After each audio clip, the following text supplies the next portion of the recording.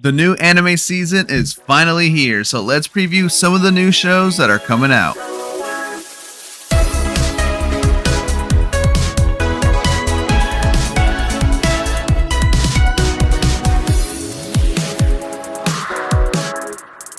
Okay, I may be jumping the gun a little, but I think this show, Frieren at the Funeral, is going to be a banger. I think it's going to be in contention for one of my favorite shows of the season. And I mean, how could you not immediately gravitate to this show? It looks like it has stunning visuals.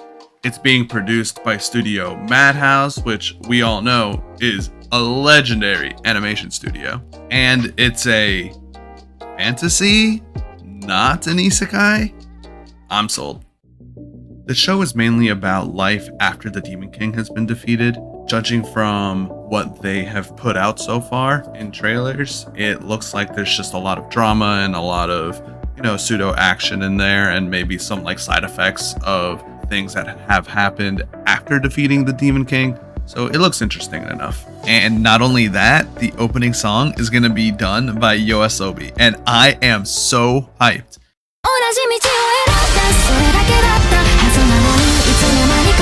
I already know that I'm going to be putting this on repeat like I did with the Beastars and the Oshinoko opening.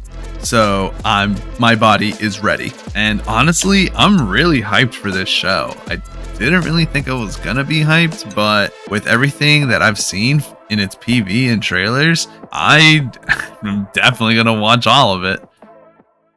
Alright, Butareba, the story of a man who turned into a pig, is gonna be such a meme show. Like, I've seen a bunch of things be isekai'd as, like, I've seen, vending machines, dogs, and, stuff like that, but a pig, I just hope it doesn't get weird. Like, I hope the pig doesn't just sit there and try to rizz up the main character. But in all honesty, they really need to stop isekai'ing as different animals or objects, because eventually they're gonna get to a point like, oh, let's isekai as a cow and make a show about getting milked and how that feels. Like, bruh, please no. I'm probably gonna only watch like 2 to 3 episodes just for the meme. Please, if it's any good, keep it to yourself, because I do not want to watch more than that. Dogs are some of the most wholesome animals on the planet. They bring so much joy and love into people's lives, especially when they're at a low point. This anime, Dog Signal, that's coming out later this fall, is going to touch on the impact that dogs have on people's lives. They haven't really released too much on the show. There is no trailer, there is no PV. They're only described what the show is about, and they've released a teaser image. They also released who is going to be creating the opening for the anime, and that is singer-songwriter Yu Takahashi. Yu Takahashi had ended up reading the original story, and he had a couple comments that he made public about how the anime made him feel. He said, "It was a heartwarming work that reminded us once again of how important it is to simply tell loved ones that they are loved. There are many scenes that made me cry so hard that my eyelids were swollen the next day." I don't know about you, but a nice sob story, like a feel-good, sappy, with dogs story, is exactly what I've been missing recently. I haven't really gone through any stories that have really made me cry recently, and I cry at a lot of things. I cry at like Disney movies, I cry at like Coco, and just like most animated movies that you see in theaters, I just tried to be empathetic and cry. Needless to say, this is going to be a must-watch for me. I am going to give this my full undivided attention when I do put it on. I'm going to make sure that I follow everything, just because it's a really, really like lesser known anime, and I am just want to get the word out that there's something like this that's going to be airing. Even though it's going to be airing a bit later, it's going to be airing on October 22nd. So just watch out for that. ここらで私も終わりにしますか。死なせるかよ。やっと見つけたんだ。俺に本物の死を与える力。 All right, I think we found it. We found that high-powered, high-octane anime that is going to get our blood pumping week after week. It's got zombies, powers, insane action. I mean, David Productions, why are you spoiling me so much? If you're not watching this show, then I don't know what you're doing, because good or bad, I just know this thing is gonna be a roller coaster, so I'm all for it. All right. Raise your hand if you've ever seen a show that's been so cringy, so vile, but you just couldn't look away? Yeah, that's what I thought. That's what this anime is. The 100 girlfriends who really, really, really, really, really love you. Just from watching a single PV, I was internally screaming at myself. I was like, no way they're doing this. It's so like etchy and so cringy. I love it. I'm probably only ever gonna watch like 3 episodes of this, but like if the comedy and the culture is good, I might stick with it and watch all of it. We'll see though. I'm not really fully into like harems or shows like this, but I don't know. It could be a fun watch. Shangri-La Frontier is a show about a guy who gets bored of playing video games and he's just looking for that next insane experience. He gets recommended this like new VR MMO. He goes in and is just stunned.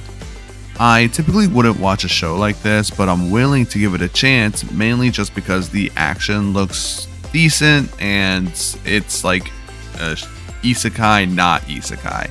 Because he's like willingly going into this game, he's not getting transported, and it's just a new life in a fantasy world, right? So I'll give it like maybe 2 episodes. Overtake is a Formula 4 racing show that's bound to hit my sports anime itch that I've been missing for quite some time. I usually watch all the sports anime that come out in a season, so this is just gonna be a full watch for me. One of my guilty pleasures as an anime viewer and a genre that I'm always going to watch if I come across it is like the death game battle royale genre. I love this genre because you just see like the despair in people's eyes, and I don't know, I just love that. Like I've seen shows like Judy Tyson and Darwin's Game and like King's Game and things like that. Kami Erabi is going to be a show that follow suit. It's gonna be CG, and I am a big fan of CG, and I'll get into that probably in a different video, but I am I'm excited for this show. It looks okay. I mean, doesn't look stellar, but it'll be entertaining. I'm just gonna turn my brain off and watch it, and I'm just gonna love every second of it. So this is gonna be a full watch for me. And then we got Firefighter Daigo, Rescuer in Orange, and I'm pretty sure we have source material that's like from the 90s. It's like a movie, but I've never really watched it. But just looking at this show and like knowing the stress that firefighters go through, I feel like it's gonna be a low-key banger. It like not many people are talking about it. I remember seeing rumblings of like this PV like a year or 2 ago, so I'm excited for this show. I'll give it 3 episodes, maybe a full watch, but most likely just 3 episodes. In order to prevent World War III, heroes from all over the world started to appear in different countries to keep the peace. They became the symbols of their nations, and Japan's symbol is a girl named Shai, who is, you guessed it, Shai. With the emerging threats all around the world, Shai has to work together with her fellow heroes to stop them at all costs. This type of show doesn't really seem like my cup of tea, but I'll give it a try because it looks like it has some darker tones and some real like Madoka vibes, at least Madoka visuals in there, so we'll see how it goes. And before we get into my most anticipated show for the season, the one that I am most excited for, let's just go over some of the sequels that are going to be coming out this fall that if you've watched the previous seasons, you're probably going to be watching them. So like Fooly Cooley's getting a new series, Tokyo Revengers is getting a new series, Spy X Family, Shield Hero, Girlfriend, The Ancient Magus Bride, and The Seven Deadly Sins. Obviously, you can't forget about Dr. Stone and the ever so controversial Goblin Slayer. Alright, so Hoshikuzu Telepath is my most anticipated show for the fall 2023 season. There's just something about this show that just feels so cozy and warm, but also gives me that sense of adventure and wanting to chase after my dreams. I haven't really felt that way since watching A Place Further Than the Universe. That show was a masterpiece, and if you haven't seen that show, please pause the video and go watch that show, because amazing. But I feel like this is gonna follow the same suit. It kind of feels like it's a similar plot. The main character wants to communicate with aliens, maybe like go out into outer space or send a message just out into the void, because she at school and her personality is very reserved, very introvert. She can't really speak her mind at all and is just a mess. The art looks great, the animation looks great. I'm just so already in love with this show. I will be making a video about this series after the season is over, just to see if it really is a series that I would recommend. It's not often that you find a hidden gem, but this really could be it.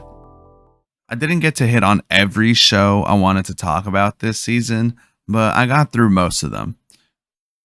But wait, I feel like I'm forgetting something. Oh right, it's time for